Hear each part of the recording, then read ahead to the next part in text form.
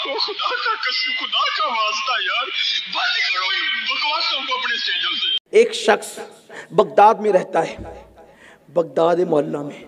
वो गौस पाक के पास आया, मेरे मुर्शिद के पास, और कहता है सरकार, मेरी बेटी छत पे थी, उसे किसी ने उठा लिया, गुम हो गई मेरी बच्ची, ढूंढ रहा हूं मिलती नहीं।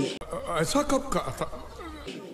गौस पाक ने फरमाया जंगल में जा, मैं कभी नहीं जाऊंगा, और मेरा नाम लेना। नहीं, तवज्जे, नाम की बात आई, नाम लेना। उनके नाम से बिगड़ियां बनती है। तू जने थोड़ा जा 2 कदम और बढ़ा, मेरा नाम लेना और नाम लेकर दायरा खींचना। ईमान से हाथ धो बैठोगे पता भी नहीं चलेगा। बल्कि शेखुल इस्लाम अल्लामा अनवारुल्लाह फारूकी रहमतुल्लाह अलैह ने नाम लेने का तरीका ये लिखा है, बिस्मिल्लाही अला नियती शेख अब्दुल कादिर जिलानी अल गौसिल आजम रदी अल्लाह तआला। तो कहानी बाजो, कूड़ मार दो, ये करके दायरा खींचना, दायरे के बीच में बैठ जाना, नाम लेकर दायरा खींचना, दायरे के बीच में बैठना।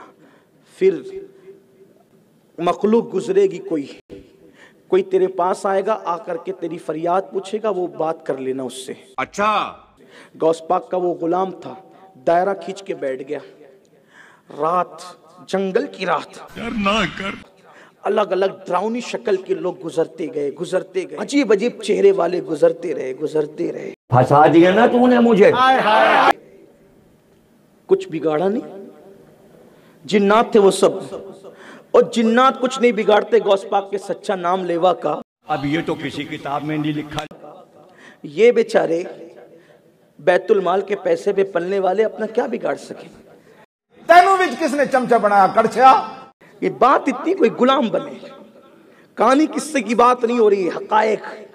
सर कहानी जे अभी मैं आपसे नारा नहीं चाहता, मैं आपसे हकीकतों का एतराफ चाहता हूँ। कहानी ते कहानी बने गुलाम, कोई गुलाम बनकर देखे, वो जुर्रत पैदा होती है। कोई मखलूक कुछ नहीं बिगाड़ सकती।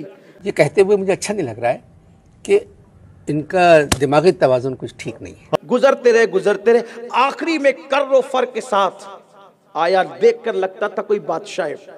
उसने बैठा हुआ देखा, वो अपनी सवारी से नीचे उतरा, नीचे उतर के वो लकीर को उसने छूमा। सुभान अल्लाह, बड़ा चंगा काम कर रहे हो। लकीर चूमी। अगर आप बुरा नहीं माने तो एक जुमला कह दूं, ना शायद जिन्नातों में कोई वहाबियत का फतवा देने वाला नहीं होगा कि छूमना हराम या शिर्क है। सुभान अल्लाह। और उस दौर में तो इंसानों में भी कोई नहीं था फतवा देने वाला। मैं तेरे प्यो को शिकायत लाना, लेकिन उसने लकीर चूमी। कौन सी लकीर? हर लकीर नहीं। क्यों नहीं? जो मेरे मुर्शिद गौस पाक के नाम से लकीर खींची गई, वो लकीर चूमी, और वो लकीर के बाहर ही बैठ गया, और बैठ करके कहा, क्या हाजत है तुम्हारी? Am I supposed to tell you this? Mejan, I'm sorry. तो उसने कहा, मैं गौस पाक का गुलाम हूँ, मेरी बेटी छत से गुम हो गई, गौस पाक के पास गया था, सरकार गौसुल आजम दस्तगीर ने मुझे यहाँ भेजा और ये अमल करने के लिए कहा।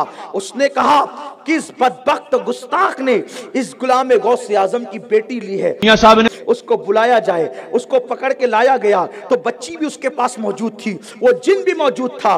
फिर पूछा, तेरी हिम्मत कैसे हुई गौस पाक के गुलाम के घर तक जाने की? तेरी औकात क्या है गौस पाक के घर तक, गुलाम के घर तक जाने की? आपने कहा था, और आपने ये भी कहा था कि इनके टुकड़े टुकड़े करके मछलियों खिला देंगे। तूने ये जुर्रत की है, इसको अभी कत्ल किया जाए, लड़की को वापस किया जाए, और आइंदा ऐलान कर दो, जो भी गौस पाक के सच्चे गुलाम को सताएगा उसके साथ यही हालात किए जाएंगे। यार बच्चों वाली बात करो, उसको इसी अंजाम तक पहुंचाया जाएगा। तो उस वक्त उस शख्स ने पूछा गौस पाक के उस कादरी गुलाम ने, आप कौन है? जहन्नमी जहन्नमी जहन्नमी जहन्नमी। तो कहा, मैं जिन्नात का बादशाह हूँ। तो कहा, आप मेरे मुर्शिद का इतना एहतराम करते हैं? तो उसने कहा, हम सब गौस पाक के गुलाम हैं। ऐसा कब कहा था? और उनके ज़ेरे फरमान है, हम उनके फरामीन पर अमल किया करते हैं। जैसे वो इंसानों के गौश है, वैसे वो हम जिन्नातों के भी। सुभान अल्लाह। भाई साहब कुछ ज्यादा नहीं हो गया? नारे तकबीर, नारे रिसालत, जश्ने गौसुल वरा। लानत है तेरे ऐसे कीदे के ऊपर। कलमा पढ़ के मुसलमान हो, बेशरम इंसान। हज्जतुल वदा के मौका पे क्या फरमाया? मैं अपने बाद तुम में दो चीजें छोड़ के जा रहा हूं। क्या? दो बाबे, दो मौलवी, दो शेखुल कुरान, दो बुजुर्ग, दो सूफी? नहीं, कहा अल्लाह की किताब, उसके नबी की सुन्नत। इसको पकड़ोगे हदायत पे रहोगे, इसको छोड़ दोगे गुमराह हो जाओगे। तो दीन तो ये है।